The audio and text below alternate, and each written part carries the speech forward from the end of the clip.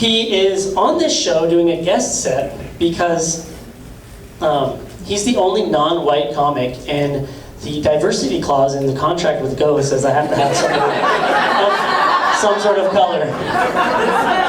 So everybody, put your hands together for my good buddy, Zach Amon!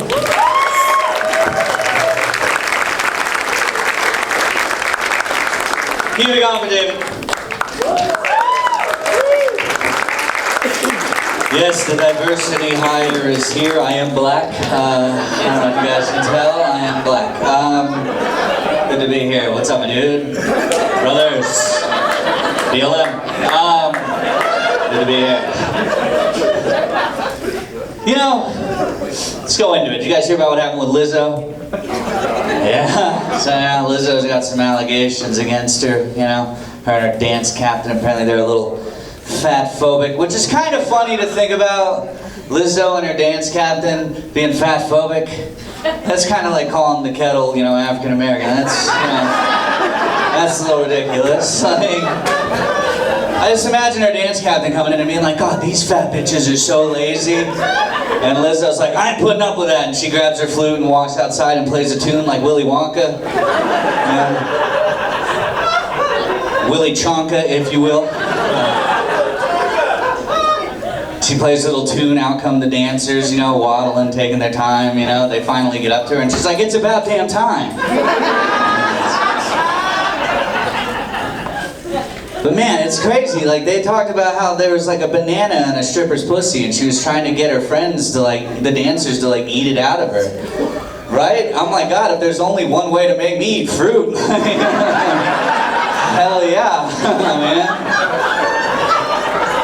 You could put a grapefruit in that bitch. I'll throw some salt on there and go, you know? I'll lose 20 pounds in a week, let me tell you. But it's just funny to think of this word fat-phobic, fatphobia. I think that's so weird. Nobody's scared of fat people. Nobody's scared of fat, unless they're about to fall on you. Then it's like, yeah, all right, you know, and you're like, oh, imagine if Lizzo's going, oh, are you going to stand behind her? No. You're going to move. You're going to get out of the way. And that's okay. It's all right. It's allowed to be honest. You are. That's life. Your honesty is what's important. And I do the same thing. Even my dad. My dad's a fat guy. If he was like, oh, Zach, I'm falling, I'd be like, your back's going to hurt today, but you know. I am not about to, these knees are bad. I can't do it. I'm 30, but I got 90-year-old knees. Like, it's blowing. Anyway, ladies, anyway.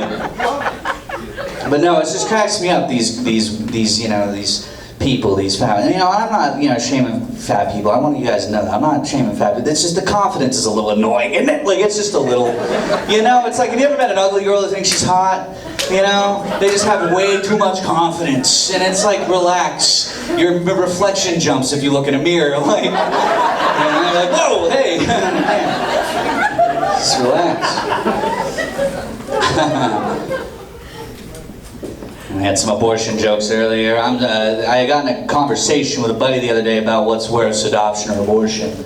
And for me personally, I think adoption's worse. You know, I think adoption's tough. Because you're having a kid, and you're putting this kid into a system that we all know is a little fucked. You know, and you have to constantly have that wonder of like, what happened to that child that I gave up? You know, what did they do with their lives? Did they go live a good life? Did they become something? Did they, you know, maybe they became a murderer? Maybe they're in jail, you know? You have all these things. And with an abortion, if you do that and that kid's stem cells go to cure someone with cancer, you at least know that kid did something with its life, you know?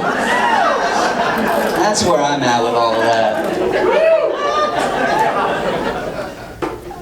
I used to have a buddy who, he used to draw African children for charity. It's pretty cool. He was a drawer. He was very good, very amazing. And it just goes to show that one day drawing stick figures can make you money. They said he wouldn't amount to anything, and he proved them wrong. That's the power of art.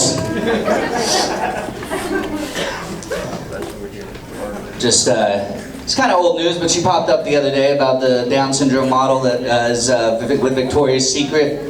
Seen that? They have a Down syndrome model now. That's a pretty cool thing. That's like progression. That's really cool. And she's beautiful. She's gorgeous. Like, she's actually like out there, you know. I might. You know, she's very pretty. But like Pornhub had a horrible PR day the next day it was announced because the search for retard with big tits went through the roof, and they were like, oh my gosh. You man. Unfortunately, it was all just videos of Nancy Pelosi, so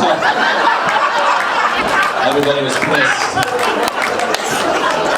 A lot of letters were written. Some comments were made. Gross ones. But it's Pornhub. What are you gonna do? Speaking of Pornhub, I find coming on a girl's face disrespectful. I do. I find it just every time I see it, I'm like, it's just in her eyes, her nose, her hair. That's awful. It's disgusting. But at the same time, if a girl asks me to come on her face, I wouldn't hesitate. It wouldn't even be a question. I'd be like, yes, ma'am. Boom. Like that's. It'd be like popping the cork off a champagne. You know what I'm talking about? It'd be like you just won a Nick Kid's Choice Award. You're like, hey, whoa! Yeah. Just thick, viscous slime all over you. Before I get out of here, I want to talk, you guys remember the pandemic, right? Yeah, right. I will say the pandemic, so during the pandemic, Jeopardy came on Netflix. Like, they were just doing all these old seasons of Jeopardy. And I got really into Jeopardy because I had to stay home. There was nothing else to do. So I started watching Jeopardy. And there was a guy on there, his name was Mark. Mark just goes on this tear. Like, just starts winning. He's on every week, just crushing it. And I start rooting for this guy. I'm like, this is my dude. This is my boy. Like, Mark is the man. This is awesome, right? And then one day, he plays this bitch, Cindy. And Cindy beats Mark. And I took it a little hard, Like, I felt like, a Bears fan. I just was all, you never get there. And then Cindy starts to go on a tear. Like, she just starts to win. And I'm like, God damn it. I want her to lose so bad every game. I'm like, you're my God, beat this bitch. I'm so over her winning. She beat my boy. I want her to be beat, And then one day at the end of the episodes, after the credits roll, Alex Trebek pops up on screen. May he rest in peace. And he goes, what you just saw there was Cindy's last game. Because Cindy passed away of cancer after the end of filming that episode.